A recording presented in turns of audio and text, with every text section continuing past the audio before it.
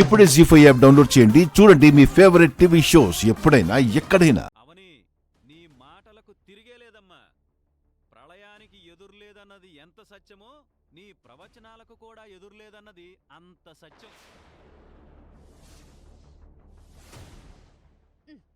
మధ్యలో నీ సునకానందమేంటి? నువ్వు గమ్మునుండు. కూతురివి నువ్వు. మీ కన్న తల్లిని ఎవరో పెద్ద పెద్ద మాటలు అంటుంటే చెంప పగలగొట్టాల్సింది పోయి ప్రేక్షక పాత్ర వహిస్తావింటుదినా? మీ అమ్మని అంటుంటే నీకు పౌరుషం రావడం లేదా? మీ అమ్మని చావమని అంటుంటే నీ రక్తం మరగడం లేదా? ఇది నిన్ను కూడా నాలాగా ఇంటి నుంచి బయటికి గెంటేస్తుందని భయమా? పిల్లిలా ఎంతకాలం బతుకుతాం? పులిలా ఒక్కరోజు బ్రతికినా చాలు. ఇంకా ఇది పడేసే బిస్కట్ల కోసం ఆశపడుతున్నావా?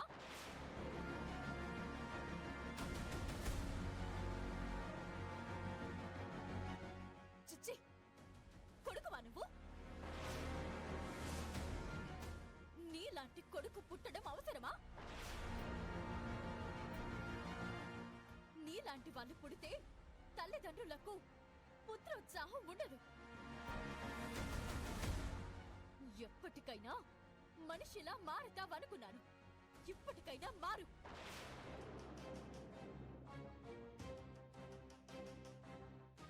నేను ఇంటి కోడలిగాను, శ్రీకర్ బార్జేగాను ఇక్కడికి రావడం లేదు. వేదవతి అత్త మేర కోడలిగా వస్తున్నాను. ఈ విషయం అందరూ గుర్తుంచుకోండి.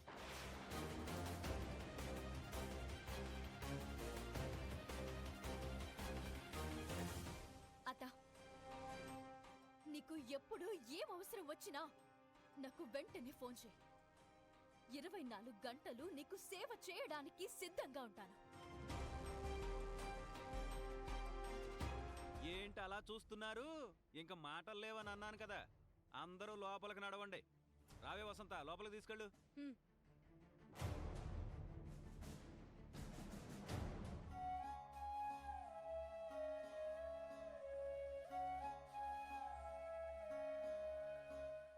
అత్తయ్య, నేను వెళ్ళి జ్యూస్ తీసుకొస్తాను.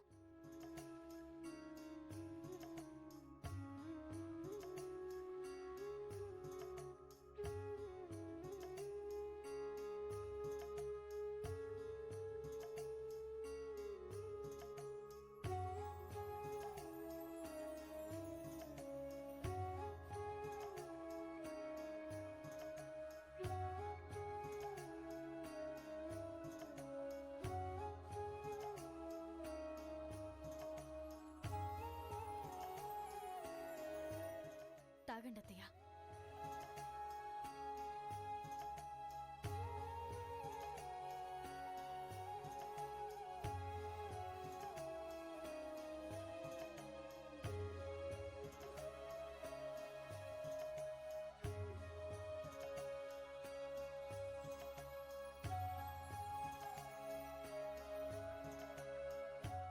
ఇక నేను బయలుదేరతాను.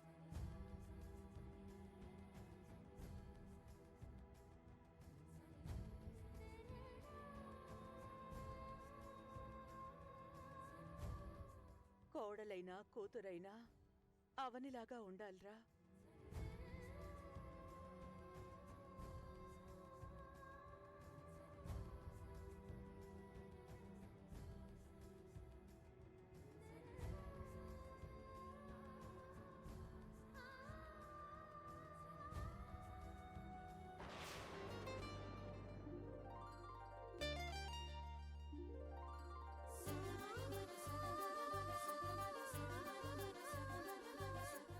శ్రీకర్ గారు, వదలండి.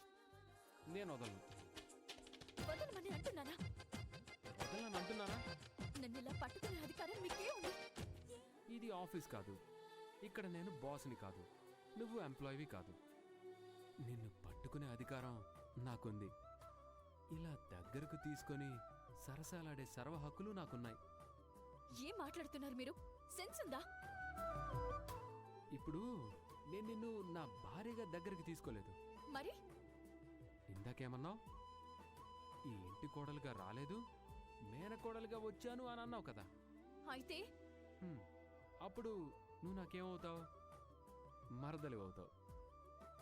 సో మరదల్ని బావిలా దగ్గరికి తీసుకోవచ్చు. ఇది బావ మరదల్ల సరసం. నువ్వు ఈ ఇంటికి మేనకోడలుగా వచ్చిన ప్రతిసారి ఈ బావ ఇలాగే చేస్తాడు. ఇప్పటికీ చాలా ఎక్కువైంది. వదలండి, వదలండి.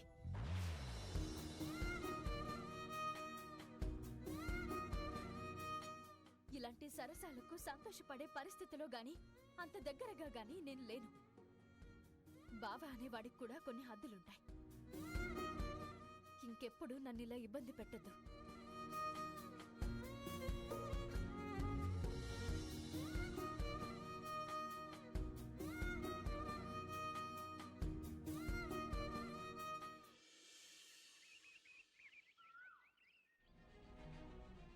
అక్షయ, అమ్మా అక్షయ,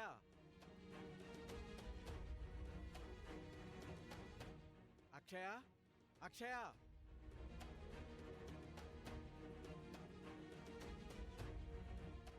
అక్షయ, అక్షయ.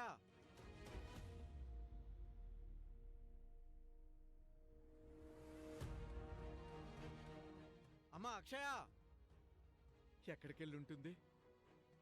ఎక్కడికెళ్ళావు శాంత? పక్కింటి ఆవిడికి 2 రోజుల నుంచి ఆరోగ్యం బాగోలేదంట. చూసొద్దామని వెళ్ళాను. మీరెందుకు కంగారుగా ఉన్నారు? అక్షయ కనిపించటం లేదు. అవునా? ఇల్లంతా వెతికాను. రుద్రం తీసుకుని బయటికెళ్ళిందేమోనండి. మనకి చెప్పకుండా ఇంటి నుంచి బయటికి అడుగు పెట్టదు కదా. కావేరి, కావేరి! మాధవా, ఒరే మాధవా! అబ్బబ్బబ్బబ్బా, ఏంటి? అక్షయ్ ఇంట్లో కనిపించట్లేదు. మీకేమైనా తెలుసా? దాని గురించి మాకన్నా ఎక్కువ మీకే తెలుస్తుంది కదా నాన్న. నీకైనా తెలుసుంటే నువ్వు చెప్పమ్మా. దాని గురించి నాకు తెలుసు, చెప్తాను. ఇద్దరూ గుండెని కాస్త గట్టిగా పట్టుకోండి. మీ అక్షయ్ ఈ ఇంటి నుంచి రాత్రి వెళ్ళిపోయింది.